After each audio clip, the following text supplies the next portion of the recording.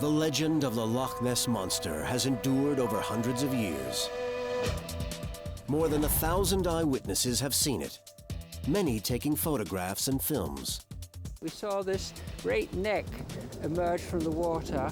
The skin was a rough textured skin, like an elephant skin. 26 people in all saw it that day. But what is the truth about one of the world's greatest myths? Could the Loch Ness Monster really exist?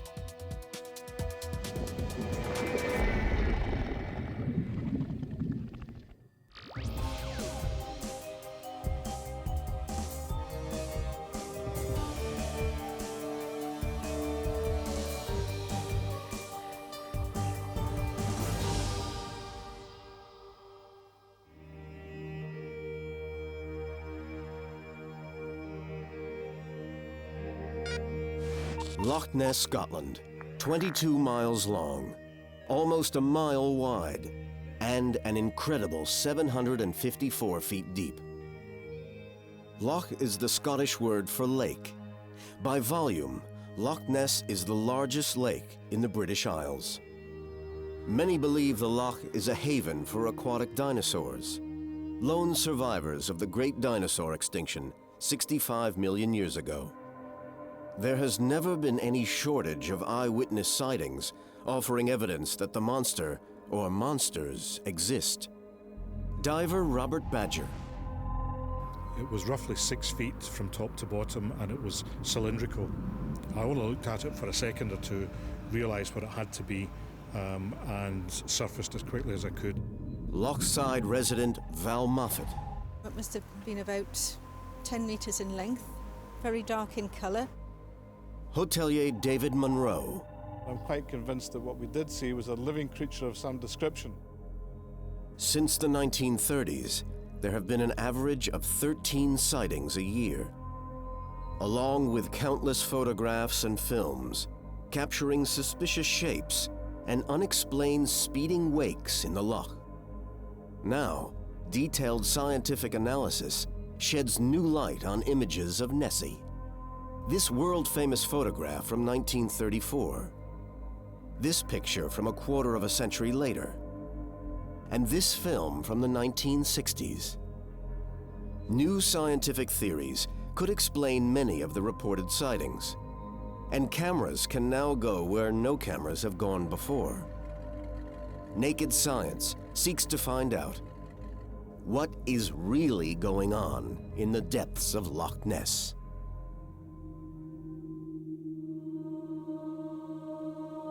The Loch Ness Monster may have first been seen more than 1,000 years ago in 565 AD.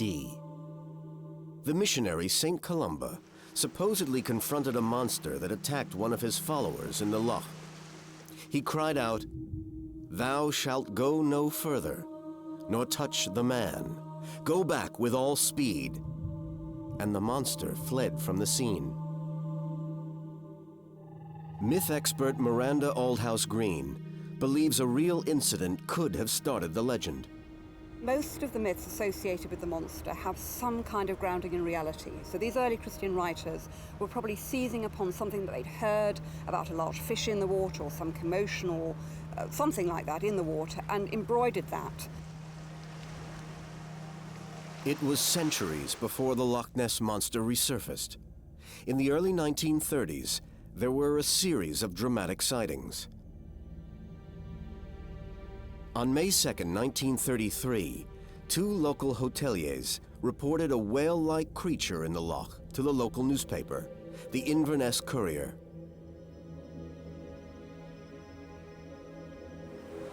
Two and a half months later, on July 22nd, vacationers George Spicer and his wife believed they saw a creature crossing the loch's south road. It was just 50 yards in front of their car. The story spread like wildfire, and an army of journalists descended on the loch. Sightings continued, and within a year, an image of Nessie was captured in what became known as the surgeon's photo. So called because it was supposedly taken by respected surgeon Robert Wilson.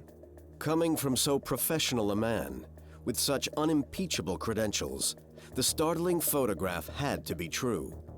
It established the Loch Ness Monster as a worldwide phenomenon. The picture clearly showed the head and neck of a creature emerging from the waters of Loch Ness. It fueled speculation that Nessie, as she quickly became known, was a prehistoric creature, perhaps the long-extinct plesiosaur, a huge aquatic dinosaur that could reach up to 35 feet in length.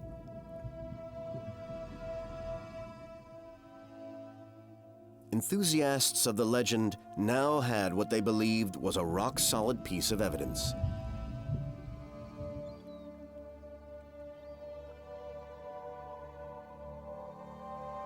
Over the next 50 years, other photos came to light, but nothing was as convincing. Then in the early 1970s, an American Academy of Science expedition produced some specialist underwater photographs that shook the scientific establishment. First came the flipper, then a body and neck, and finally the gargoyle head. Many believers were won over by these images, despite doubts in some quarters. Science needed more evidence before rewriting the history books. Adrian Shine, skeptic and leader of a British team called the Loch Ness Project, has spent 30 years trying to find rational explanations for the monster sightings. He went back to basics by posing simple scientific questions about the biology and environment of Loch Ness. Was there enough food in the loch in terms of fish to support large animals? What were the temperatures telling us? What was the environment itself telling us about what people were seeing? Shine didn't search for a 30-foot prehistoric survivor. He looked for creatures just a 1/100th of an inch in diameter. Zooplankton. A monster brood hiding out in the loch would need plenty of zooplankton to support plenty of fish, which in turn could support large creatures. No food chain, no Loch Ness Monster.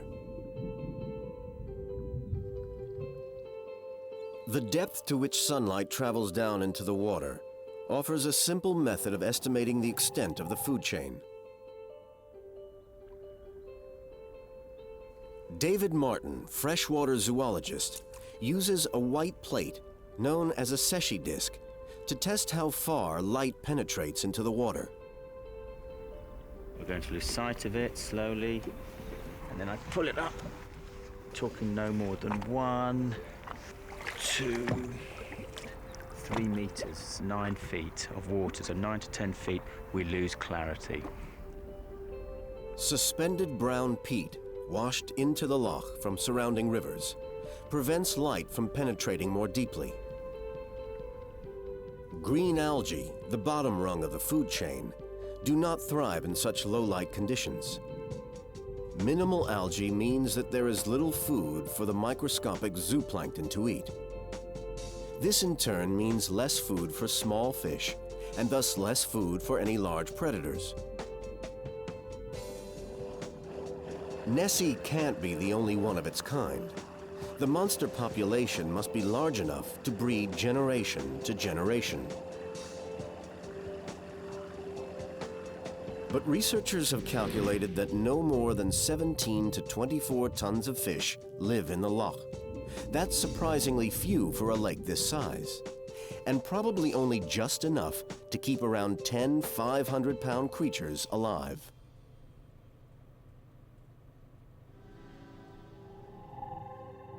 Plesiosaur expert Richard Forrest believes that would be too few animals to sustain a breeding colony. 30 to 40 would be the minimum size of a sustainable breeding population. What's more, plesiosaurs would be easily spotted every day. Plesiosaurs breathe through their mouths and would need to surface in the loch every few hours. An air-breathing animal living in Loch Ness would be coming up to the surface all the time. And if there was a population of plesiosaurs there, you would go there any day, and if you watched the loch, you'd see many sightings, because each one would have to come up for air several times during the day. But coming up for air doesn't mean they can thrust their heads and necks high out of the water, as reported by some witnesses.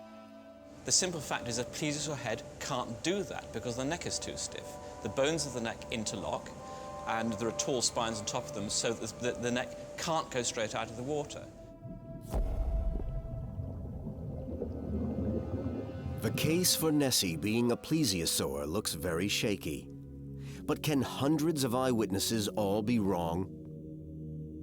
Might there be enough food to support some other species? Perhaps a freak gigantic fish, or a large, undiscovered, monstrous reptile in the loch? There's only one place to uncover the truth. Naked Science dives deep into the murky, mysterious waters of Loch Ness. As deep as any camera has ever gone before, down to the very bottom, to Nessie's lair.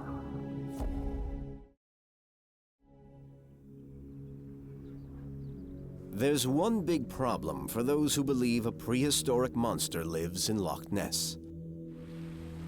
Extinct prehistoric creatures just don't pop up unexpectedly. Or so the experts thought. Until the day in 1938, when South African fishermen caught a monster fish, believed extinct for 80 million years. This is a coelacanth fish, which swam in our oceans 360 million years ago. It's so old, it could be related to the first creatures that walked on land. Its pectoral and pelvic fins even have arm and leg-like movements. The Natural History Museum in London preserves a large number of fish species. Curator Oliver Crimmen looks after this exotic collection, which includes a coelacanth. It's equivalent to finding a dinosaur alive, perhaps. There was no reason to believe that coelacanths were still on Earth. It's a poor candidate to be the Loch Ness Monster, but its discovery gave heart to monster hunters. It was proof that supposedly extinct creatures can occasionally prove science wrong. Loch Ness is a far smaller area to search than the ocean that hid the coelacanth, but the black peaty waters hindered any investigation by divers during the early years. Monster hunters had to be content with film and photography from above the surface. But the arrival of sonar changed all of that. Sound waves opened a new and clearer window onto this murky world. As you can see, we don't have many fish. This is typical of Loch Ness. Surely, if there are some unknown giant creatures hiding in the loch, then sonar will provide the evidence we're looking for. But sonar does have limitations. Its range is relatively short, and rather like shining a giant flashlight into the loch, only creatures crossing the beam would be visible. With 263 billion cubic feet of water to search, the task is daunting. But that hasn't stopped many sonar expeditions trying to solve the mystery. The biggest was Operation Deep Scan in 1987. It deployed boats across the entire width of the loch. Each boat was fitted with sonar to give them the most comprehensive sonar sweep ever conducted on the loch. They soon made an exciting discovery, which made headline news. The team of scientists said tonight they'd made sonar contact with a large unidentified object. They described it as of unusual strength and size. Urged on by their find, Operation Deep Scan returned to the same spot. Could they at last have found real evidence? They rescanned the area, but eventually discovered that the reading came from debris on the floor of the loch. Their hopes were all but dashed, although 3 large sonar images remained unexplained. Adrian Shine, the leader of Deep Scan, is still a skeptic. We've wondered whether they could have been seals. Seals get into the loch. They were of about that magnitude. Of course, the fact that I don't understand a sonar contact doesn't mean it's a Loch Ness Monster. The biggest sonar sweep on the loch failed to find any real evidence of large creatures. But still the sightings have continued. Could a monster be hiding where sonar cannot reach? Perhaps in a cave, deep down in the loch. There are myths that the loch hides what some have called Nessie's lair. A couple of years after the deep scan survey, a new discovery suggested that such a haven could indeed exist. Local boatman George Edwards used a digital echo sounder and spotted one rogue reading far deeper than Loch Ness's official depth of 754 feet. It's the deepest part of Loch Ness that's ever been recorded, 812 feet, which, as I say, was found on the 1st of November 1989, when I was out here on a Coast Guard exercise. Might the 812 feet, 50 feet more than previously recorded, be evidence of a cave where creatures could have evaded the deep scan sonar sweeps? We're getting roughly to the area now. As I say, I've seen it a couple of times over the years, but it's very, very hard to pinpoint it exactly. As we circle, the loch gets deeper and deeper. Finally, the sonar hits 800 feet.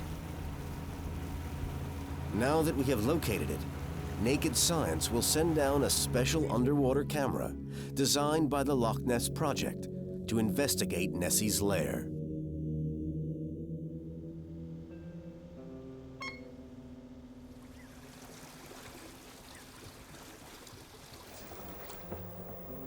We're dropping the camera down the side wall, and we're looking at the consistency of the wall of Urquhart Bay to see whether it could harbour the sort of folklore references to caves. After several minutes, the camera hits the bottom of the loch. Down here, it's normally pitch black and just above freezing. Right, find some caves. If not caves, maybe a shelf to hide from the sonar sweeps. Scattered rocks, nice steep clay wall. Despite the myth of Nessie's lair, the bottom of the loch is very level. Not a cave or an indentation in sight. It's not surprising, because the rocks here are extremely hard. The Great Glen Fault was created by tremendous heat and pressure during the collision of continents that formed Scotland millions of years ago. Loch Ness was then gouged into today's U-shaped valley by a series of glaciers. The last melted 11,000 years ago. Geologist Stuart Monroe is an expert on Scotland's topography. If we'd been around here about 11,000 years ago, we'd have been seeing a glacier that was retreating. But if the freshwater loch was not formed until just 10,000 years ago, then how could a population of prehistoric monsters have been living there for 65 million years? Could the monster possibly have come in from the sea after the end of the Ice Age? There is evidence of a massive flood around this time. Could it have washed Nessie into the loch from the sea and left it stranded when floodwaters retreated?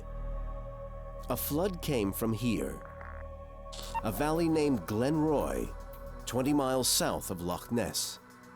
These ancient shoreline markings prove it was once full of water. A glacier acted as a natural dam, holding the water in until the day the ice melted. You know, normally in geology we talk about events taking place over millions of years. This is the sort of event that would have happened one wet Wednesday afternoon. The equivalent of a third of the volume of Loch Ness itself came from Glen Roy, washing right over Loch Ness and rushing on to the sea at a point where the city of Inverness now stands. The flooding of this narrow strip of land between Loch Ness and the sea could have allowed Nessie and her brood to swim in from the ocean and make the loch their new home. Hypothetically, it's possible. But did it happen? In 1994, researchers took core samples of the mud at the bottom of the loch. These cross-sections of layer upon layer of sediment provided an amazing record of the last 10,000 years, revealing climatic change, acid rain, and even the effects of the Chernobyl nuclear accident. But it showed no evidence at all of any salt water entering Loch Ness since the last ice age 10,000 years ago. There's still no convincing evidence that the sea has been in after the last ice age. No sign of salt water means it's impossible that creatures could have entered from the ocean during a flood. And the only other way in is at the other end of the loch, up the wide but shallow River Ness. That's the way that salmon, the occasional seal, and some more unusual creatures reach the loch these days. In 1932, a Miss MacDonald saw a crocodile-like creature swimming in the river. It had a short neck, long snout, and possibly even tusks. Her sighting led naturalist Adrian Shine to propose an astonishing solution for the mystery. He suggested the monster could be this mammoth 10-foot-long creature. Adrian Shine, a well-known Loch Ness investigator, believes some of the monster sightings may have been an enormous fish, such as the Baltic sturgeon. Oliver Crimmen, fish expert at London's Natural History Museum, has a preserved giant sturgeon. Here's the head of a very large sturgeon. To give you an idea of the proportions, this one would have been over 10 feet long. Of the potential candidates for a Loch Ness Monster, I think the sturgeon is probably the best. An occasional visitor to the UK, a monstrous fish with a corrugated dorsal profile. Has these bony plates, and many of the sightings cite some sort of corrugated upper surface. Records show that sturgeons do sometimes travel along Scotland's coast. In 1871, a huge sturgeon was caught by a fisherman near the entrance to the River Ness that feeds the loch. But Shine now believes that these monster fish are not the total answer. Sturgeons are slow-swimming fish. They could not be the cause of the many unexplained speeding wakes seen on the loch. Independent Nessie researcher Steve Feltham. And this thing just went straight back through against the waves, as if a torpedo went through there. But there are possible scientific explanations for these. Boat turbulence tends to remain on the surface of the water for some time. Ships pass out of sight quickly due to the narrowness of the loch, giving their wakes a life of their own. And once a wake is up and running, the combination of shadows from the surrounding steep hills and the dark lake waters can all too easily create monster-like shapes. And yet, there is one film of a wake on the loch that has confounded skeptics for over 40 years. The so-called Dinsdale film, named after the man who took it, is still regarded by some as the best film evidence of a prehistoric monster in the loch. Inspired by the legend, Tim Dinsdale, a young English aeronautical engineer, arrived at the loch on the morning of April 23, 1960, armed with a 16mm film camera. As he drove along the loch, Dinsdale saw an object speeding through the water. He studied it through binoculars and was convinced it was a monstrous creature powering along the surface. I saw the back there. It was the back of a very big animal, a huge thing. Dinsdale captured its speeding wake on his movie camera. This short burst of film became a compelling part of the Loch Ness legend. It was considered so puzzling that it was even analyzed by the Joint Air Reconnaissance Intelligence Center, or JARIC, Britain's foremost photographic experts. The report concluded it was probably animate, in other words, not a man-made object. The report from such an authoritative source ensured the Dinsdale film a place in Loch Ness mythology. But there is a puzzle surrounding the film. A minute white spot appears on the picture. Monster fans dismiss it as simply a fault on the original celluloid film, perhaps a surface grain of dust as the film was developed. The skeptics, like the Loch Ness Project, who first identified the spot on a modern computer, claim the footage is not evidence of a monster in the loch. We tracked down one of the men involved in the original 1966 government analysis. David Oxley will attempt to resolve this 40-year dispute once and for all with the power of modern technology. Is the object in the Dinsdale film really indisputable evidence of the Loch Ness Monster? For the detailed analysis, he has recruited forensic image analysts Jackie Pastel and Terry Foley. The team concentrates on the sequence where the would-be monster travels right across the loch. Foley begins by inputting the film, now on videotape, into his computer, improving the contrast and enlarging the image. He then isolates several individual frames from different parts of the film. Jackie Pastel examines them through a stereoscopic device that merges two frames together. If the tiny white speck is a fault in the film grain, it will appear in only one of the frames. If it's a real component of the object speeding through the loch, it should show up on both frames. And that would make it stand out from the background in a 3D effect created within the stereoscopic viewer. This light tone is apparent on more than one frame of imagery, and it's apparent on the two frames that we selected.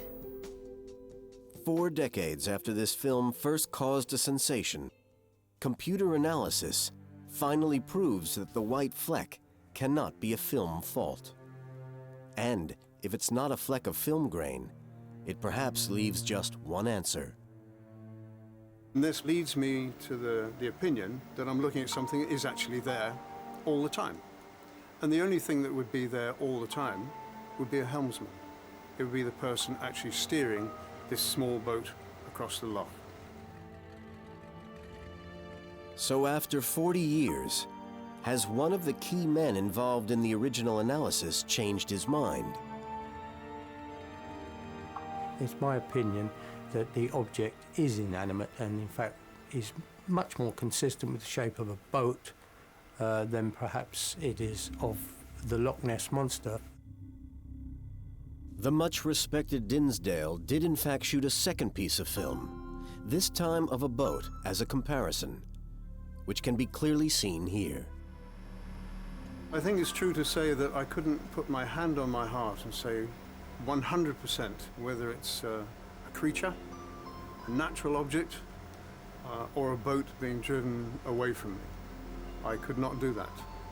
However, what I can say is my opinion. My opinion is simply that it has the appearance of a small boat being driven from one side of the loch to the other in the far distance. It took 40 years to solve this mystery, and science is constantly re-examining other evidence of the monster's existence. New studies are uncovering the truth behind this 1955 image of Nessie's hump, and the real story behind the most famous of all images of the Loch Ness Monster, the surgeon's photo. Modern-day investigations are at last uncovering the real stories behind two of the most famous pictures of the Loch Ness Monster. Dick Rayner is one of the Loch Ness amateur detectives seeking the truth about the legend. Rayner was just 17 years old when he began his quest. He joined up with a team of monster hunters calling themselves the Loch Ness Investigation Bureau. For years, Rayner believed he had caught the monster on film. This footage apparently shows it powering through the waters of the loch.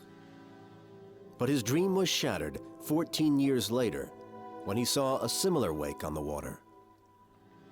I could see, because it was only 100 yards away, that it was actually a family of mergansers with a mother bird and 7 or 8 chicks running along the surface and then slowing down.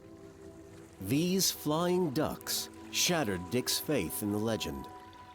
He decided to prove that many so-called sightings are nothing more than the activities of local birds, animals, or boats. This telling bit of footage from Rayner's archive shows what appears to be a long humped back leading to a head and neck. But give it a few seconds and you realize it's a flock of birds on the loch. Determined to find out the truth, Rayner has spent 20 years examining some of the classic Nessie images. One of his key targets was this photograph of 2 large humps in the water. Bank manager Peter McNabb took this picture near Urquhart Castle in 1955. I noticed that there were 2 other lines in the water behind the one that the monster's travelling along. And when I joined them up, I see that these lines are actually converging on a point. And that made me wonder if these could be the waves left behind a boat.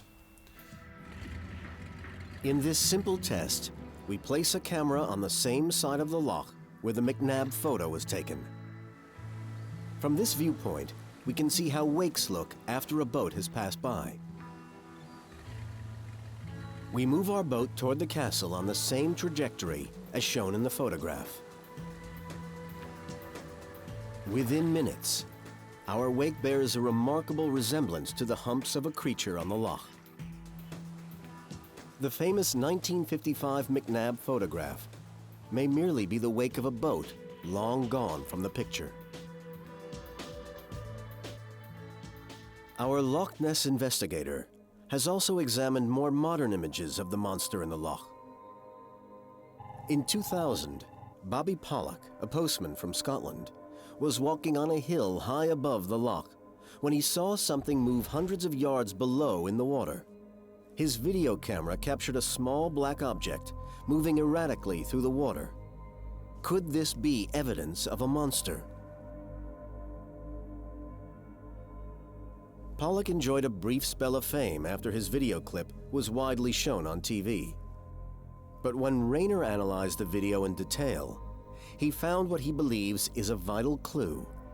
On the right side of the photo are what appears to be 2 canoes on the shore of the loch. Could the mystery object simply be one of the canoeists swimming, perhaps wearing a black wetsuit? One thing that makes me think it could be a swimmer is that there seems to be a hint of arm movements in some of the bits of the film, as if someone's swimming along on their back. But one picture that's always been hard to explain away, at the very heart of the myth, the so-called surgeon's photo. The surgeon's photograph is the icon. It is what most people see as Nessie. It is their Nessie. It's instantaneously recognizable, but there is still an enigma attached to it. In the 1930s, the surgeon's photo was a sensation. Not only did it seem to prove that Nessie existed, it came from an impeccable source, a much respected surgeon. Yet the true story of the picture is one of greed and deceit, and a desire for revenge. In 1933, the seeds of deceit were sown when an English newspaper hired self-styled big game hunter Marmaduke Wetherell to hunt down the Loch Ness Monster. Within days, Wetherell claimed to be hot on its trail. He found monster-sized footprints on the shore of the loch.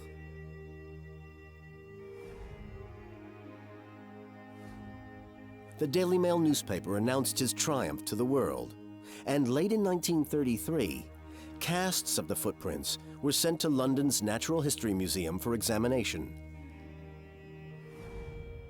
Just a week later, however, the museum produced a damning verdict. They could find no difference between the monster footprints and those made by a hippopotamus. Wetherell had tried to fool the world by creating footprints with a silver hippo foot ashtray, a souvenir from his hunting days.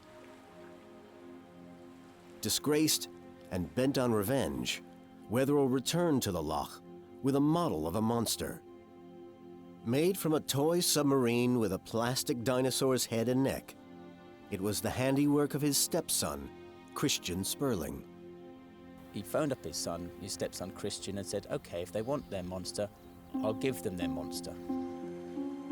Wetherell didn't just photograph the model on Loch Ness. He went a step further. His hippo foot hoax had ensured that nobody would believe him if he produced the new picture.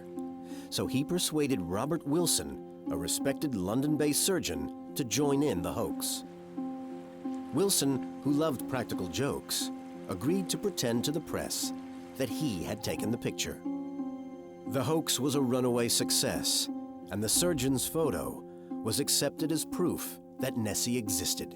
Amazingly, the real story remained a secret for 50 years. The true story of this hoax was known amongst small pockets of people, but it never got into the wider general public domain. But how did a 2-foot-high model fool the world? Martin demonstrates by placing a similarly sized model in the loch. The photo that first appeared in the newspapers was cropped. The unedited version shows part of the shoreline, indicating that the model was placed near the shore itself. So we follow suit. But the original photograph shows a pattern of distinctive ripples. Now, we also have ripples. Martin is happy the conditions are similar and takes a photo. And with a bit of computer trickery, we can add grain and black and white. Side by side, the two photographs are very similar. It seems that the hoax was incredibly simple, but effective. A vital cornerstone of the legend has been exposed, and yet many seemingly mysterious sightings remain unexplained. A little-known phenomenon in lakewater physics, a rare and unusual underwater wave, may hold the key, at last, to unlocking the truth of the Loch Ness legend.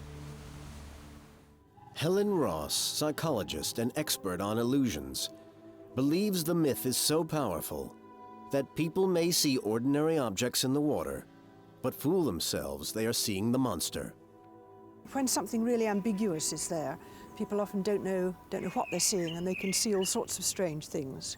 It's a bit like seeing faces in the fire, or ink blots appearing as all sorts of creatures. Helen Ross is going to replicate an illusionary experiment conducted by the Loch Ness Project a few years ago, except with an added twist.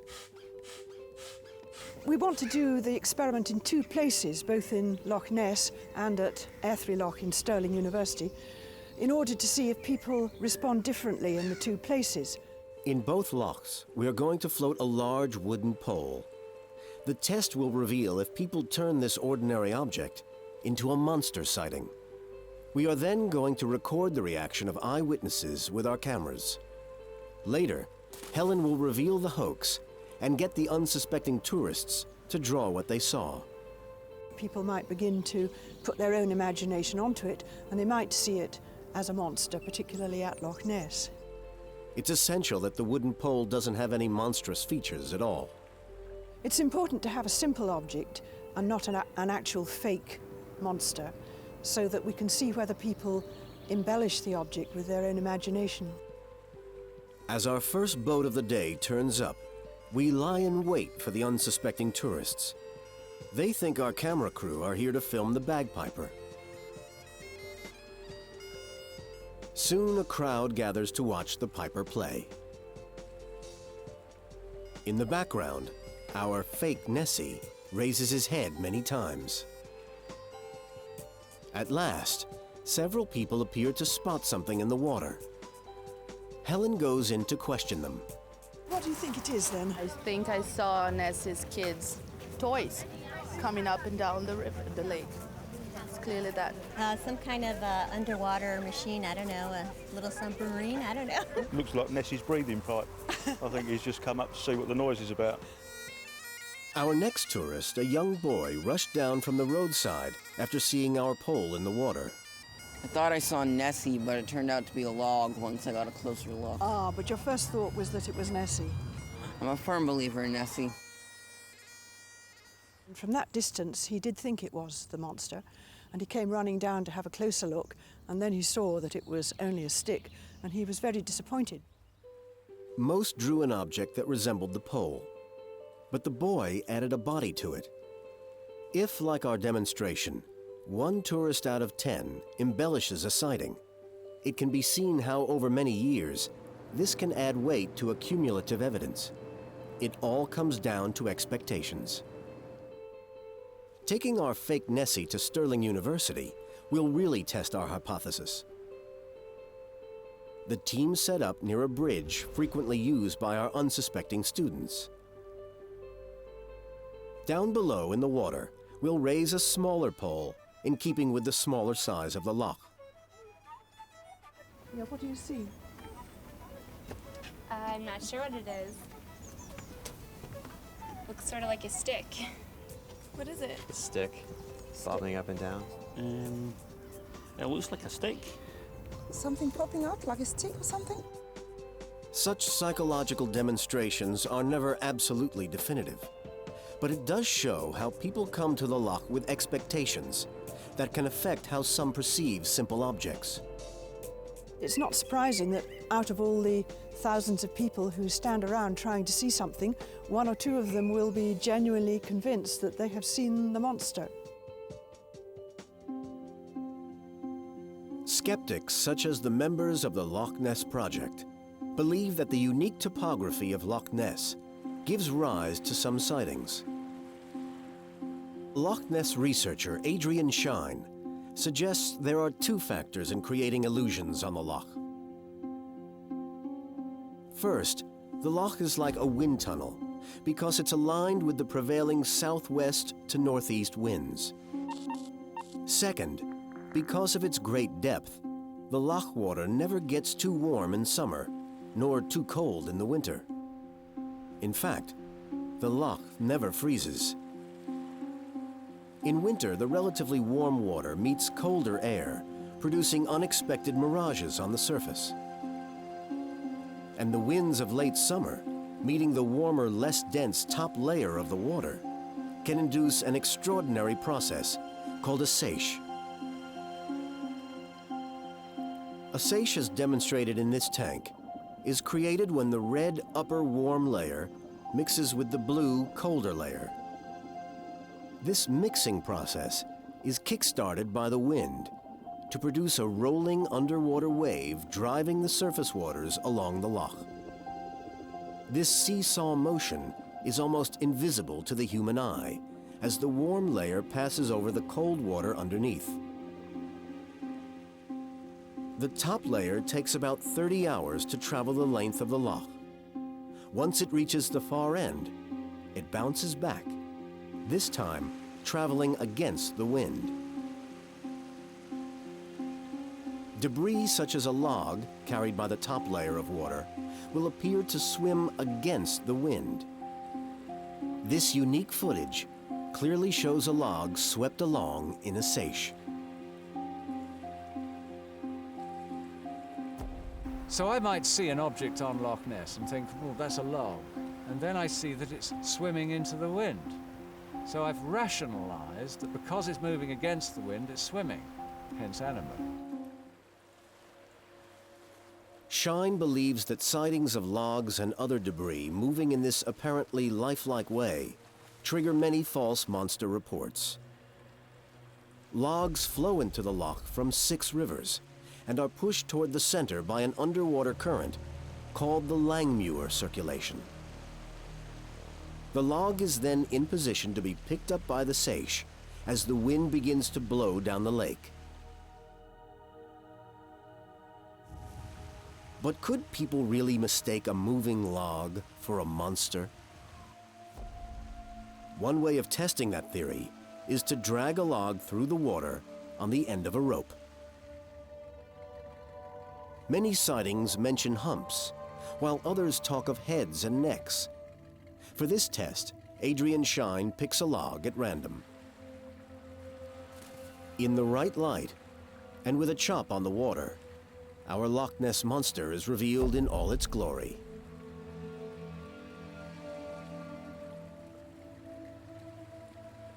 Many modern eyewitness sightings may well be the result of animals swimming, boat wakes, large fish, or logs. Yet the legend has persisted for year after year.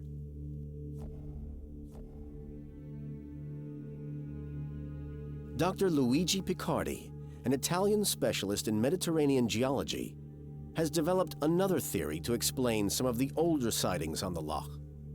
He thinks they could have come from a more unusual source: earthquakes. Picardi believes that seismic activity could have laid the foundations of the legend of the Loch Ness Monster. He contends that seismic activity under a lake could produce a disturbance on the surface that could be mistaken for the monster. Picardi is currently investigating ancient Greek temples. He thinks that there is more to ancient mythology, Greek, Scottish, or otherwise, than meets the eye. You find that many of the effects described in mythology can be related to real effects during strong earthquakes. Picardi believes his theories are not just applicable to ancient Mediterranean sites. They can also be linked to water legends.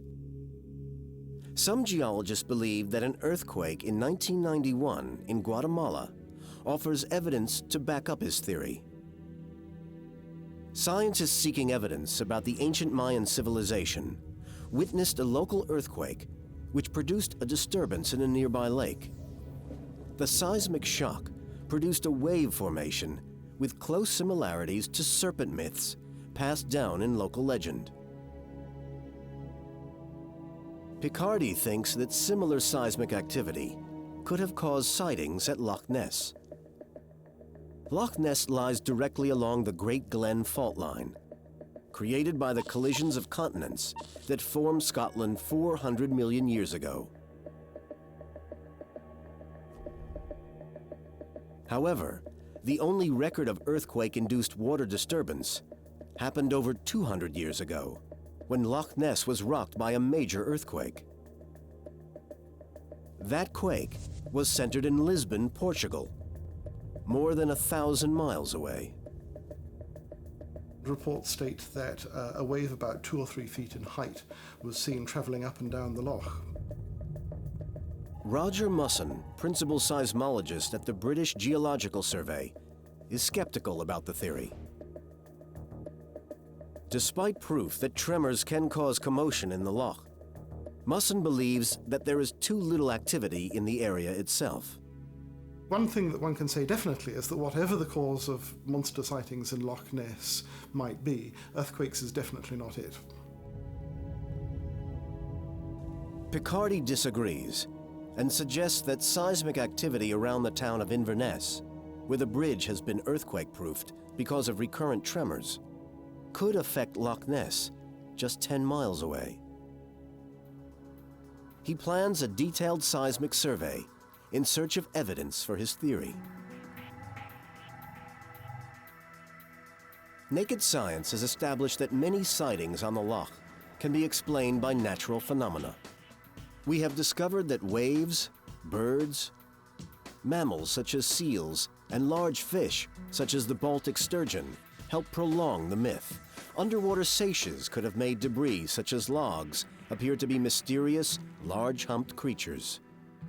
No bones or carcasses have ever been found.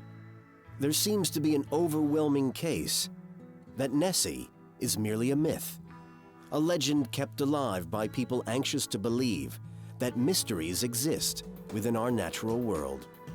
We have a wish to explore, we have a wish to find things that are unknown. We are attracted by mysteries. We are a very curious species. But maybe one day, the loch will reveal a monster species thought extinct, confounding science once again.